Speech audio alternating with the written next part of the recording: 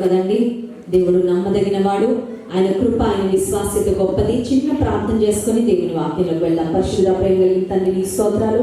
మరొకసారి నీ కృపను బట్టి, నీ విశ్వాస్యతను బట్టి నిన్ను స్తుతించి కనపరుస్తున్నాం ప్రభా. ఆత్మరూపిగా మీరు మా మధ్యలో ఉన్నందుకు స్తోత్రాలు. మా స్తుతుల సింహాసనంపై మీరు ఆశీర్వదించినందుకు వందనాలు. నీ మాటలు, నీ వాక్యము మేము ధ్యానిస్తుండగా దాన్ని ప్రతి ఒక్కరితో మీరు మాట్లాడండి.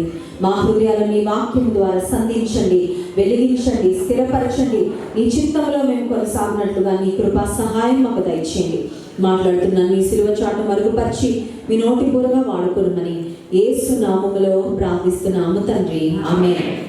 యేసుక్రీస్తు ప్రభువారు పుట్టి, పెరిగి, సంచరించి, అనేక అద్భుత కార్యాలు జరిగించి, మన కొరకు మరణించి తిరిగి లేచిన ఈ అద్భుతమైన ఈ బ్లెస్సెడ్ ల్యాండ్లో ఉన్న మీరందరూ కూడా చాలా ఆశీర్వదించబడిన వారు. స్తోత్రం చెప్దామండి. హల్లెలూయా. అంటే మర్చిపోతూ ఉంటాం చాలాసార్లు, అందుకని మీకు మళ్ళీ గుర్తు చేస్తున్నాను. కొన్నిసార్లు మన ఆశీర్వాదాలు అలవాటు అయిపోతూ ఉంటాయి, మర్చిపోతూ ఉంటాము. We start taking things for granted. మరి దేవుడు ఇచ్చిన ఆశీర్వాదాలు మర్చిపోయి ఇది ఏముందిలే అన్నట్లుగా చులకనగా చూస్తూ ఉంటాం. మరి ఇజ్రాయెల్ దేశంలో ఉన్న మీరందరూ కూడా ధన్యులు అని నేను మరొకసారి మీకు జ్ఞాపకం చేస్తున్నాను. అంత మాత్రమే కాదు, ఈ దేశంలో ఉంటే పరలోకానికి వెళ్తామండి. ఈ దేశంలో ఉన్నంత మాత్రాన పరలోక రాజ్యానికి వెళ్ళము. కానీ ఆత్మలో దేవునికి దగ్గరగా ఉంటూ ఆత్మ విషయమై దీనులైన వారు ధన్యులు, పరలోక రాజ్యము వారిది అని వాక్యంలో వ్రాయబడినట్లుగా ఆత్మలో దీనత్వం కలిగి, ఆత్మలో మరి దేవునికి దగ్గరగా జీవిస్తూ ఆయనతో సహవాసం చేస్తూ జీవించేవారు మరి నిత్యము యుగ యుగాలు ఆయనతో పాటు పరలోక రాజ్యంలో మనం ఉంటాము. ఈ లోకంలో జీవించినంత కాలము మన తాపత్రయం కూడా అదే. Life is a preparation for eternity అన్నాడు ఒక దైవజనుడు. ఈ లోకంలో మనం జీవించే జీవితము నిత్యత్వానికి ఒక సిద్ధపాటు అని ఎప్పుడూ మనం మర్చిపోకూడదు. సుదీర్ఘంగా మనము నిత్యత్వంలో దేవునితో ఉండడానికి ఈ స్వల్పమైన అల్పమైన జీవితాన్ని దేవుడు మనకి ఇచ్చాడు. ఈ జీవితంలో దేవుని కొరకు మనం తీసుకునే నిర్ణయాలను బట్టి నిత్యత్వంలో దేవునితో ఉంటామా, దేవుడు లేని స్థలము నిత్య నరకానికి వెళ్తామా అనేది ఆధారపడి ఉంటుంది. కాబట్టి ఈ జీవితంలో మరి దేవుని కొరకు నమ్మకంగా బ్రతకడానికి దేవుడు తన కృపను, సహాయమును ఇక్కడున్న మనందరికీ సమృద్ధిగా అనుగ్రహించును గాక, ఆమేన్. దానియేలు గ్రంథము 3వ అధ్యాయంలోని కొన్ని ప్రాముఖ్యమైన మాటలు నాకు దైవజనులు ఇచ్చిన సమయంలో నా షార్ట్ మెసేజ్ నేను ముగించడానికి నేను ఇష్టపడుతున్నాను. మరి మీరందరూ కూడా భారతదేశానికి దూరంగా ఉన్నారు, బహుశా మీ ఫ్యామిలీస్ కూడా అక్కడే ఉండుంటాయి, దూర దేశానికి వచ్చారు. అయితే ఇక్కడ దేవుని వాక్యం ఏది అందించాలని దేవుని సన్నిధిని కనపెడుతున్నప్పుడు దేవుడు నాకు షద్రక్, మెషక్, అబేద్నెగో అనే 3 యవ్వనస్తులను దేవుడు జ్ఞాపకం చేశాడు. వారు కూడా వారి స్వదేశాన్ని విడిచి వచ్చారు. మీరు ఇష్టంగా వచ్చారు, వారు కష్టంగా తీసుకొని వెళ్ళబడ్డారు. ఎందుకంటే వారు బబులోను దేశానికి కొనిపోబడ్డారు, చెరకు కొనిపోబడ్డారు. నెబుకద్నెజరు అనే రాజు దేవుని ప్రజలపై యుద్ధం చేసి వారిని చెరపట్టి బబులోను అనే ప్రాంతానికి కొనిపోయినట్లుగా దానియేలు గ్రంథము 1వ అధ్యాయంలో ఆ మాటలు గమనిస్తాం. కానీ దానియేలు అతని 3 స్నేహితులైన షద్రక్, మెషక్, అబేద్నెగోలు వారి కాని దేశంలో మరొక దేశము, మరొక ప్రాంతము, ఆచారాలు, సంప్రదాయాలు, వ్యవహారాలు, వారి యొక్క పద్ధతులు, వారి యొక్క భక్తి విధానం అన్నీ వేరు. రాజు కూడా వీరి దేశానికి రాగానే వారి పేర్లు కూడా మార్చేశాడంట. ఎందుకంటే పేరు అనేది మన యొక్క గుర్తింపుకు సంబంధించినది. రాజు వీరి 4 పేర్లను మార్చడం ద్వారా the king wanted to change their identity. రాజు వారి గుర్తింపును కూడా మార్చేసి వీరు తమ దేశాన్ని గురించి, తమ ప్రజలను గురించి, తమ స్వజనాన్ని గురించి, తమ దేవుణ్ణి గురించి అన్నీ మర్చిపోయి బ్రెయిన్ వాష్ చేసి ఈ బబులోను దేశానికి వారిని అడాప్ట్ చేద్దామని నెబుకద్నెజరు రాజు చాలా ప్రయత్నం చేశాడు. కానీ ఆశ్చర్యమైన విషయం ఏంటంటే రాజు ఎంత ప్రయత్నం చేసినా, పరిస్థితులు ఎంత ప్రతికూలంగా ఉన్నా ఈ 4 యవ్వనస్తులు దేవుని కొరకు ఎంతో స్థిరంగా, ఎంతో బలంగా నిలబడినట్లుగా దానియేలు గ్రంథంలో మనం గమనిస్తాం. దానియేలు అలాగే అతని స్నేహితులు. దానియేలు గ్రంథం 3వ అధ్యాయంలో మనం చూసినట్లయితే 1వ వచనంలో చూడండి. రాజు నెబుకద్నెజరు బంగారు ప్రతిమ ఒకటి చేయించి బబులోను దేశంలోని దూరాను మైదానంలో దాన్ని నిలువబెట్టించెను. అది 60 మూరల ఎత్తును, 60 మూరల వెడల్పునై ఉండెను. రాజు ఒక బంగారు ప్రతిమను చేయించాడు, దూరానే మైదానంలో నిలబెట్టించాడు. కొన్ని రకాలైన వాయిద్యాలు వాయించిన సమయంలో ఆ మైదానంలో ప్రతి ఒక్కరూ ఆ బంగారు ప్రతిమ ఎదుట నమస్కారం చేయాలి అని ఒక ఆజ్ఞ జారీ చేసినప్పుడు ముగ్గురు యవనస్తులు మాత్రము they decided to stand tall and strong for the Lord. దేవుని కొరకు నిలబడతామంతే, ఏ విగ్రహం ముందు మేము వంగము. పర్యవసానాలు ఎలా ఉన్నా పర్వాలేదు, దేవుని కొరకు నిలబడడానికి చాలా స్థిరమైన మనసు కావాలి, చాలా స్థిరమైన భక్తి కావాలి.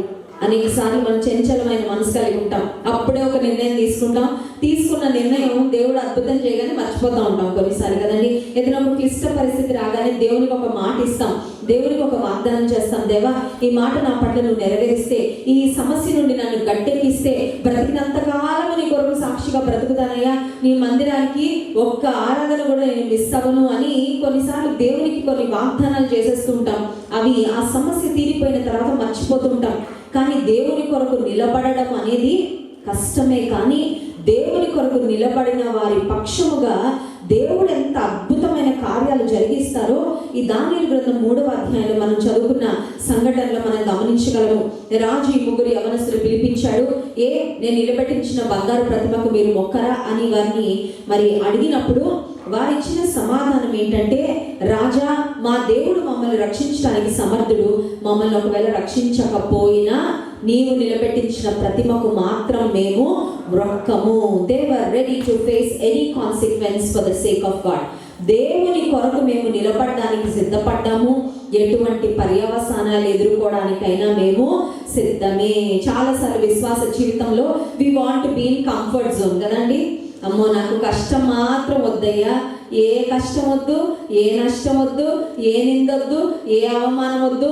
తల్లి కోడి కింద కోడి పిల్లలు దాకొని ఉంటాయి కదా, అలాగే లైఫ్ లాంగ్ ఉండాలనుకుంటాం. కానీ కొన్నిసార్లు దేవుడు ఏం చేస్తారంటే మనకి ఎగరడము నేను కాపాడతారు, భద్రపరుస్తారు, ప్యాంపర్ చేస్తారు, ప్రేమిస్తారు, అడగగానే ఇస్తారు, కొన్నిసార్లు అడగక ముందే ఇస్తూ ఉంటారు.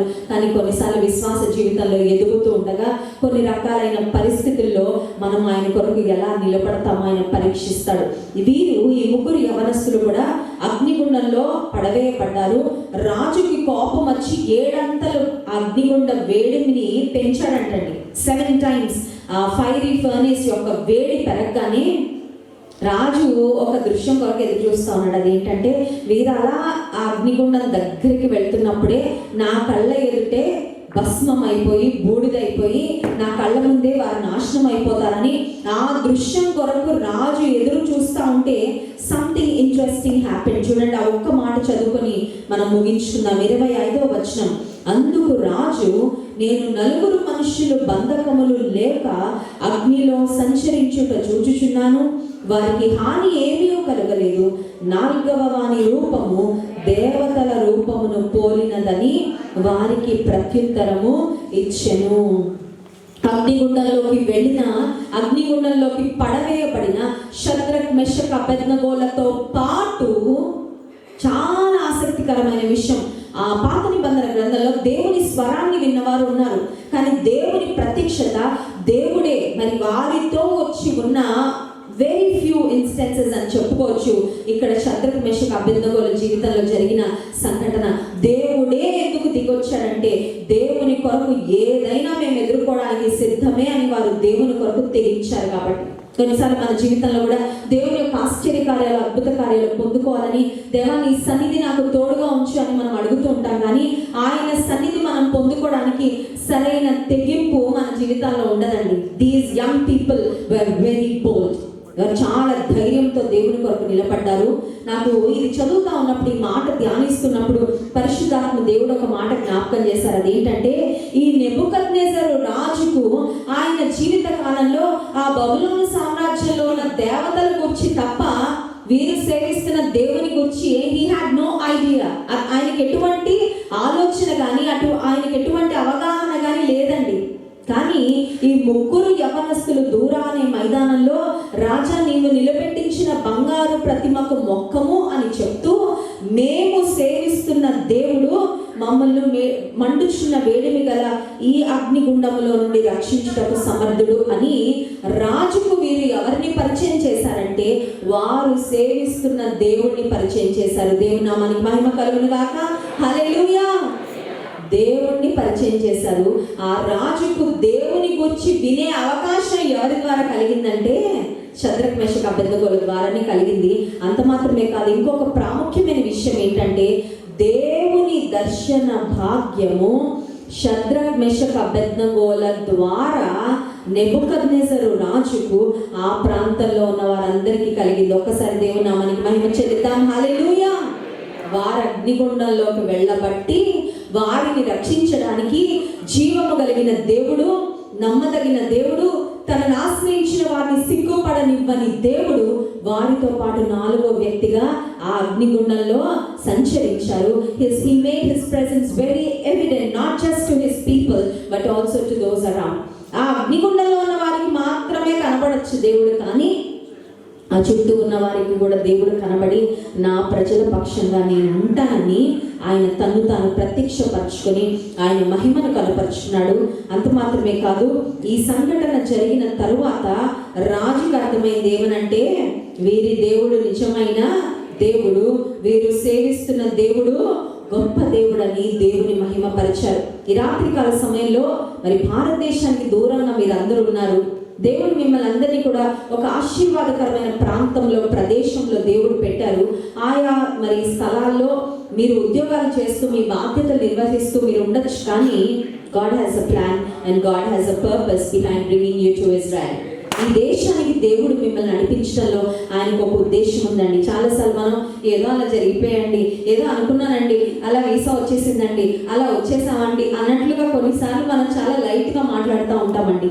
మన జీవితంలో మనం వేసే ప్రతి అడుగు, జరిగే ప్రతి సంఘటన వెనకాల దేవుని యొక్క ఉద్దేశము, దేవుని యొక్క చిత్తము, దేవుని యొక్క ప్రణాళిక ఉంటుంది. షద్రక్ మెషక్ అబేద్నెగోలను ఎందుకు దేవుడు మరి బబులోను చెరకు అప్పగించాడు అని ఆలోచన చేస్తే one of the reasons was that his name would be glorified.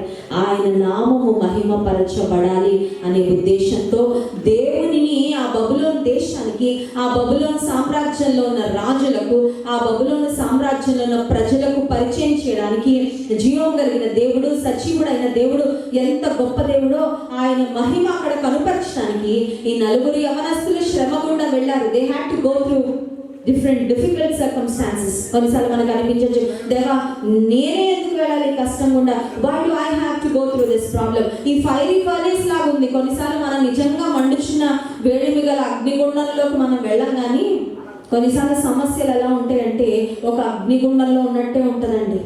కాలు పెట్టాలంటే కష్టము, పెట్టిన తర్వాత ఈ పరిస్థితిలోండి ఎప్పుడు బయటకు వస్తానా, నాకేమైపోద్దా, నేను బ్రతుకుతానా, నేను మరి బ్రతికి బయటపడతానా అనేటటువంటి సమస్యలు కొన్నిసార్లు మన జీవితాన్ని ఆవరించవచ్చు. కానీ ఈ రాత్రికాల సమయంలో ఇక్కడున్న మనకు దేవుడిస్తున్న అభయం ఏంటంటే నిన్ను కాపాడువాడు కునుకడు, ఇశ్రాయేలు కాపాడువాడు కునుకడు, నిద్రపోడు. దేవుని నామానికి మహిమ కలుగును గాక. హల్లెలూయా.